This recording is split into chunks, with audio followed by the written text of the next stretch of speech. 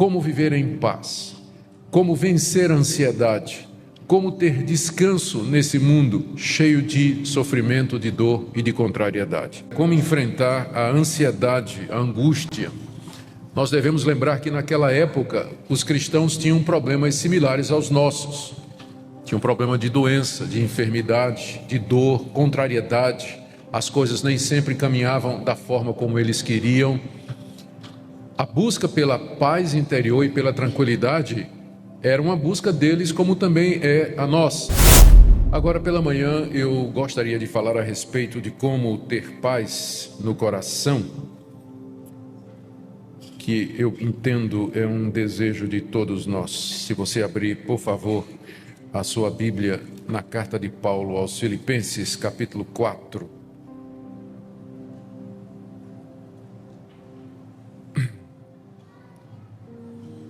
Nós vamos ler do verso 1 até o verso 9.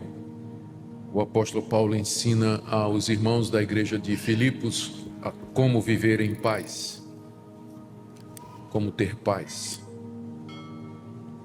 Portanto, meus amados, meus irmãos amados e muito saudosos, minha alegria e coroa, sim, amados, permanecei deste modo firmes no Senhor. Rogo a Evódia e rogo a Sintique, pensem concordemente no Senhor. A ti, fiel companheiro de jugo, também peço que as auxilies, pois juntas se esforçaram comigo no Evangelho, também com Clemente e com os demais cooperadores meus, cujos nomes se encontram no livro da vida. Alegrai-vos sempre no Senhor. Outra vez digo, alegrai-vos. Seja a vossa moderação conhecida de todos os homens. Perto está o Senhor. Não andeis ansiosos de coisa alguma. Em tudo, porém, sejam conhecidas diante de Deus as vossas petições, pela oração e pela súplica com ações de graças. E a paz de Deus, que excede todo o entendimento, guardará o vosso coração e a vossa mente em Cristo Jesus. Finalmente, irmãos, tudo que é verdadeiro, tudo que é respeitável, tudo que é justo, tudo que é puro, tudo que é amável, tudo que é de boa fama, se alguma virtude há e se algum louvor existe, seja isso que ocupe o vosso pensamento. O que também aprendestes e recebestes e ouvistes e vistes em mim, isso praticai, e o Deus da paz será convosco. Paulo escreveu estas palavras quando estava preso em Roma e tinha recebido uma visita de Epáfras, representando a igreja de Filipos, trazendo uma oferta para ele e informações a respeito da igreja. Essa carta é considerada um recibo de Paulo para a igreja, dizendo: eu recebi a oferta, muito obrigado. E ele aproveita para orientar a igreja em diversos assuntos que lhe foram trazidos por Epáfras. E, sem dúvida, uma das questões nas quais a igreja de Filipos precisava de orientação era como enfrentar a ansiedade, a angústia. Nós devemos lembrar que naquela época os cristãos tinham problemas similares aos nossos. Tinham problema de doença, de enfermidade, de dor, contrariedade. As coisas nem sempre caminhavam da forma como eles queriam. A busca pela paz interior e pela tranquilidade era uma busca deles, como também é a nossa. Eles tinham, contudo, um agravante, que eram as constantes perseguições e o assédio pendente da polícia local e acusações dos judeus e mais tarde dos romanos de que eles adoravam um outro rei ou serviam a um outro senhor que não a César. Portanto, a busca por viver em paz no meio de um ambiente cuja pressão era tão grande marcava os cristãos do primeiro século. Não é sem razão que boa parte dos livros do Novo Testamento eles tratam dessa questão. Como viver em paz, como vencer a ansiedade, como ter descanso nesse mundo cheio de sofrimento, de dor e de contrariedade. Aqui no capítulo 4, o apóstolo Paulo se encaminha para o final da carta, trazendo algumas orientações práticas. Ele pede unidade entre duas irmãs que aparentemente não se bicavam, não é? Está aí, verso 2, Evódia e Sintique, Paulo faz um apelo para que elas pensem concordemente no Senhor. Depois ele também ele traz uma palavra Epáfras, o companheiro de jugo, pede que auxilie aquelas irmãs a andarem juntas. No verso 4, ele pede que eles vivam sempre alegres, se alegrem sempre no Senhor, sejam moderados, no verso 5, e a partir do verso 6, ele traz 3 orientações sobre como não viver ansioso e experimentar a paz de Deus no coração. A primeira é orar. Verso 6, não andeis ansiosos de coisa alguma, em tudo, porém, sejam conhecidas diante de Deus as vossas petições, pela oração e pela súplica com ações de graças. E a paz de Deus, que excede todo entendimento, guardará o vosso coração e a vossa mente em Cristo Jesus. Ele se dirige para os irmãos e proíbe que eles andem ansiosos. Não andeis ansiosos de coisa alguma. A ansiedade em si, ela não é pecado, mas o viver ansioso talvez seja. Há uma ansiedade que é resultado de problemas físicos, de constituição. Tem gente que tem uma índole ansiosa, tem gente que precisa de fato de orientação médica por causa da ansiedade. Mas boa parte da nossa ansiedade tem um fundo espiritual. É falta de confiança em Deus. É falta de descansar em Deus e deixar o futuro na mão de Deus. Por isso Paulo trata a ansiedade, como estou dizendo, não é toda ansiedade e não é sempre, mas Paulo trata o viver ansioso como sendo, ele não usa a palavra pecado, mas é que está no imperativo aqui na língua grega. Quando ele diz não andeis ansiosos, ele está dando uma ordem. Significa que se nós vivermos ansiosos, nós estamos desobedecendo a palavra de Deus e, portanto, isso é pecado. Então, viver ansioso, além de ser ruim para todo mundo que está ao nosso redor, não é bom viver com gente que vive ansiosa, não é? A pessoa fica irritadiça, abatida, pavio curto, diz coisas e toma decisões precipitadas, não dorme de noite. Além do sofrimento que ela tem, ela traz problemas também, sofrimento para outros. Então, a orientação da Bíblia é: não vivam ansiosos. E não vivam ansiosos, diz aqui, de coisa alguma. Eu creio que Paulo disse isso porque pessoas há que procuram se justificar dizendo: mas pastor, meu caso é muito grave, a minha situação é diferente, o que eu estou enfrentando é algo muito grande. Talvez por isso Paulo já colocou aqui: não vivam ansiosos de coisa alguma. Não há nada que justifique o cristão viver ansioso se a razão e a causa da ansiedade é espiritual, se é falta de confiança em Deus, falta de repouso nas palavras e nas promessas de Deus. O que devemos fazer então para não viver ansiosos? Paulo diz aqui no verso 6: sejam conhecidas diante de Deus as vossas petições pela oração e pela súplica com ações de graças. Em vez de viver ansioso, ore, traga diante de Deus aquilo que lhe aflige. Ele diz aqui: petições são pedidos que você traz diante do Todo-Poderoso. Oração, que é a palavra grega mais comum para o ato de orar, que significa simplesmente chegar diante de Deus e abrir o coração. Súplica, em que você se coloca na condição de alguém dependente, impotente, sem condições de resolver seus problemas e que espera somente na misericórdia de Deus.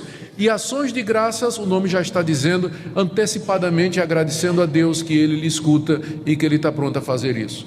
Boa parte da nossa ansiedade é porque nós não oramos, nós não levamos diante de Deus, não gastamos tempo diante de Deus, colocando aos pés da cruz aquilo que nos aflige, o futuro, os filhos, os negócios, a saúde e qualquer outra coisa que ameaça tirar a nossa paz.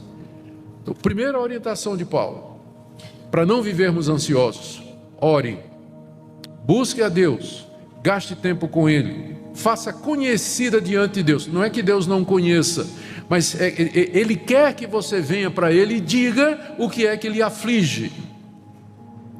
Segunda orientação, a promessa, aliás, ainda dentro do primeiro ponto, olha a promessa que ele faz no verso 7: e a paz de Deus, que excede todo entendimento, guardará o vosso coração e a vossa mente em Cristo Jesus.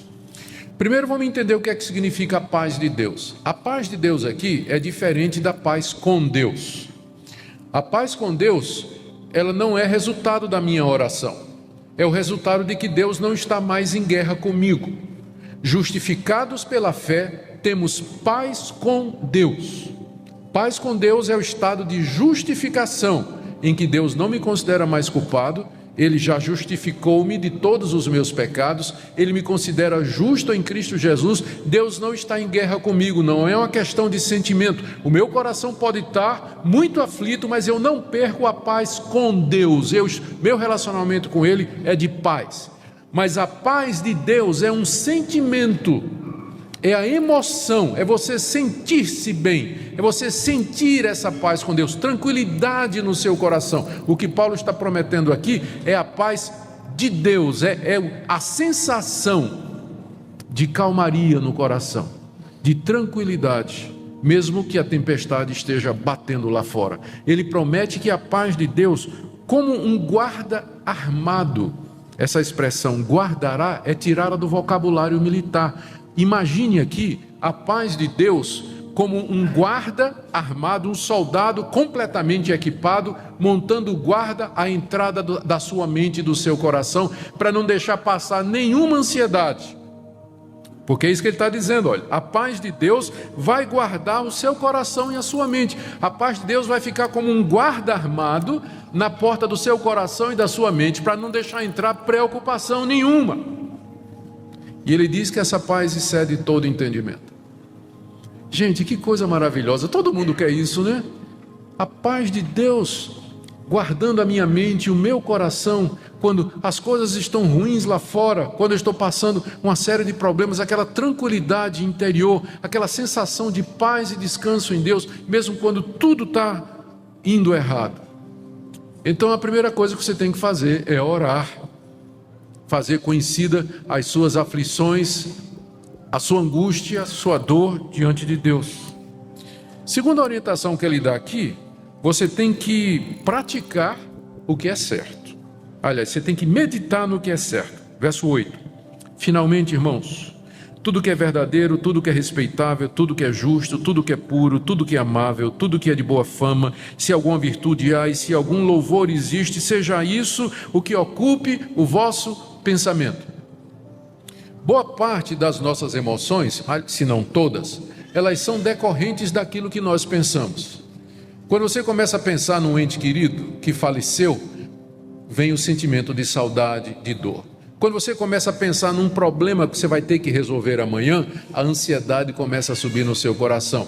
Quando você começa a pensar naquelas notas promissórias e naqueles pagamentos que você vai ter que fazer daqui a um mês, e você olha a conta bancária, sobe aquela coisa no coração. As emoções, elas são resultado daquilo que você pensa. Se você ocupa a sua cabeça, se você ocupa o seu coração com as angústias dessa vida, se você ocupa o seu coração com aquilo que não edifica, se sua mente está trabalhando o tempo todo com estas coisas, nunca que você vai experimentar a paz de Deus no seu coração. Olha a orientação que Paulo dá aqui para aquela igreja. O que é que deve ocupar o meu pensamento? O que é verdadeiro, o que é respeitável, o que é justo, o que é puro, o que é amável, o que é de boa fama, se alguma virtude há e se algum louvor existe. Eu não estou defendendo aqui pensamento positivo, mas eu estou dizendo que Deus nos fez assim. Se nós ocupamos a nossa mente com aquilo que é agradável, com aquilo que é justo, com aquilo que é verdadeiro, não é que nós não podemos pensar e planejar o que é que vamos fazer, mas a nossa mente tem que estar ocupada com as promessas de Deus, com as coisas de Deus, com a pessoa de Deus, com a convicção das promessas dele. Para você fazer com que a sua mente esteja no lugar certo, há uma série de coisas que você pode fazer em termos práticos.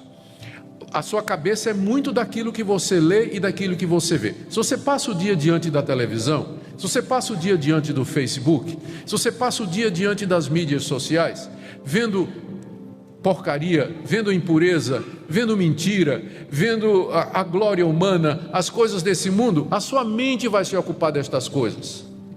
Mas se você coloca na sua cabeça a palavra de Deus, leitura de bons livros, ouvir coisas boas, boas pregações.